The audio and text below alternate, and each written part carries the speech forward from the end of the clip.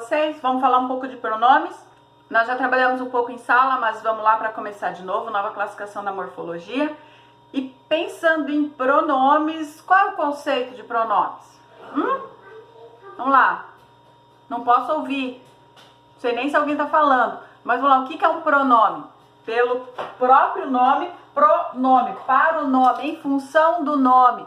E o que é nome na morfologia? Os substantivos, os adjetivos, tá? Então eles servem para serem utilizados no lugar desses nomes, combinado? Então vamos ver quais são as classificações.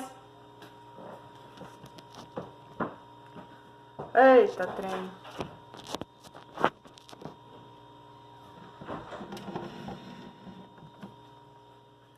Então vamos ver quais são as classificações que nós temos. Esse primeiro vídeo nós vamos falar dos pronomes pessoais. Então nós temos os pronomes pessoais retos, retos, que somos nós, eu, tu, ele, nós, vós, eles.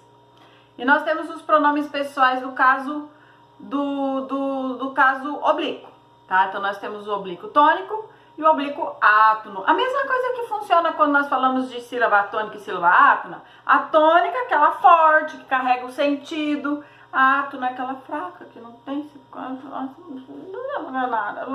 A átona, tá? Então a tônica são os pronomes que têm, dentro da partícula dela, muito significado.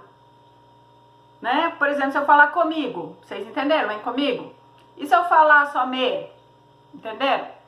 Se eu falar ti, só ti. E se eu falar contigo, o peso semântico é muito maior, o significado fica muito maior, o entendimento fica mais complexo. Então, tudo que for tônico vai ter significado. O que for átono não vai ter. Ok? Então, vamos olhar esses pronomes. Pronomes retos e pronomes oblíquos. Para que eles servem? Quando nós usamos ele? Os retos, eu, tu, ele, nós, vós, eles, do singular e do plural, eles vão servir para que a gente possa se organizar da seguinte forma. Os retos serão sempre sujeitos da oração. Nós já estudamos sujeito. Então, os pronomes retos serão sempre sujeitos. Eu entreguei para ti o livro. Quem entreguei? Eu. Não. Então, eu é o sujeito. Simples. Agora, olha para o nosso verbo. Entreguei. Entreguei, verbo transitivo direto. Entreguei o quê? O livro. Entregou o livro para quem? VTI. OI e OD. Prof, mas cadê o pronome? Quer ver? Olha aqui comigo. Eu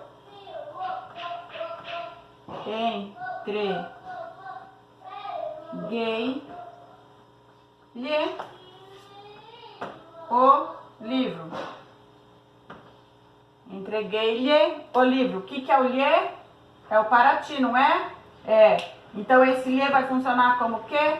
Objeto indireto. Se eu fizer de outra forma. Eu entreguei o para ti. O que é esse o? É o livro. Então esse o vai ser o quê? Que é pronome oblíquo átono. O, D. Os pronomes oblíquos vão funcionar sempre como objeto das orações, ok? Ele vem comigo, ele vai com quem? Contigo, companhia. Vão servir sempre de complementos dos nossos verbos, combinado? Então, ó, o lhe vai ser sempre objeto indireto. O lhe, lhá, lhes, sempre objeto indireto. E o o sempre para objetos diretos. O, a, os, as serão sempre objeto direto. E os pronomes retos serão objetos, e os pronomes retos serão sempre sujeitos das orações. Eu entreguei o livro para ti, nós entregamos o livro para ti, nós entregamos para ti as apostilas. Então, os pronomes retos, eu, tu, ele, nós, vós, eles, serão sempre sujeitos das orações. Professora, então quando que eu uso esses pronomes oblíquos? Nós usamos esses pronomes oblíquos durante a colocação pronominal. Prof, complicou tudo, tava tão bom, né? Olha só, às vezes eu quero usar os verbos, é para isso que eles servem, pra gente usar.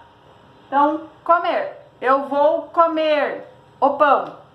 Então, em vez de você falar assim, eu vou comer. Ele, embora a gente costume usar, o correto é comê-lo. Não é ele. Ele a gente vai usar o pronome reto geralmente como sujeito. E quem tá comendo aqui? Eu. Então o que acontece? Verbos terminados com R, você vai tirar o R, colocar um hífen e concordar com a palavra que você tem. Era o pão, então lo. Outro. Eu vou dizer isso. Eu vou dizer isso. Como é que você vai falar? Eu vou dizer lo. Prof, mas aqui tem acento, termina com A, E, O, E, N, essa acentuação. Quis, terminados com S também. Então você vai falar assim. Quilo. Fazer também, eu fiz, eu fi lo, ok? Ou eu fila, ou eu quila. Então são palavras que nós usualmente não usamos, mas, parece que eu tô com um topete português aqui, mas que são gramaticalmente corretos.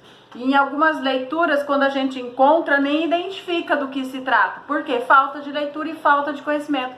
Mas agora que vocês sabem, esse não é mais o problema. Concordam comigo? Ha! Então, pessoal, verbos terminados em R, S ou Z, o pronome usado é o lo ou o lá, ou o las, se tiver no plural. Agora vamos ver a regra do no e do na, ou do nos e do nas. Espera aí, deixa eu apagar o quadro.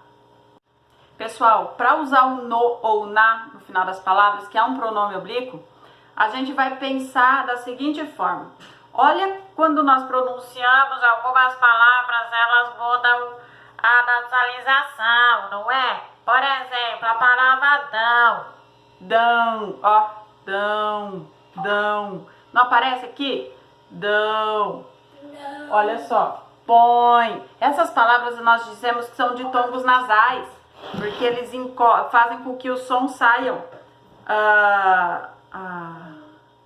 do nariz, né? Ele tem um auxílio nasal na hora da pronunciação. Então, toda vez que você tiver uma palavra que termina com um som nasal, ou um ditongo nasal, ou, ó, pediram, também, pediram, vai ficar assim.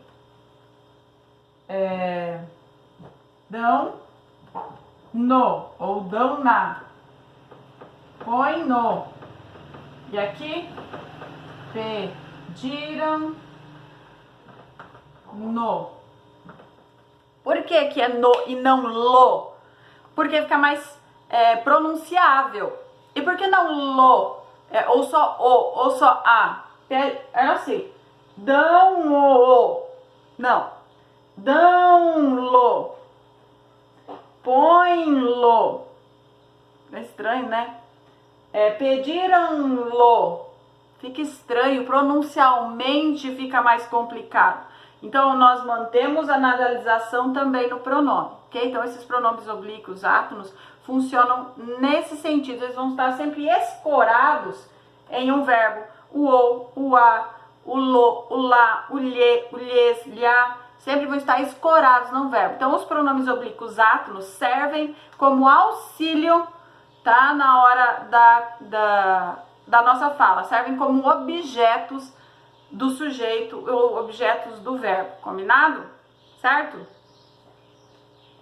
Pessoal, e o pronome reflexivo? Também usa pronomes oblíquos. Olha só. Eu me penteei. Tu te feristes. A professora trouxe consigo o livro. Nós nos aprontamos. É um pronome que reflete o sujeito, não é? Ó, eu me, tu te, a professora trouxe consigo, nós nos. Então ele reflete o sujeito, por isso que o nome dele é pronome reflexivo. Agora tem um pronome que é o recíproco. Vamos ver como ele funciona.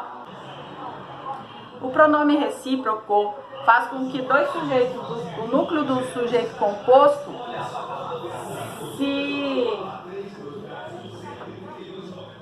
seja a própria reação da ação.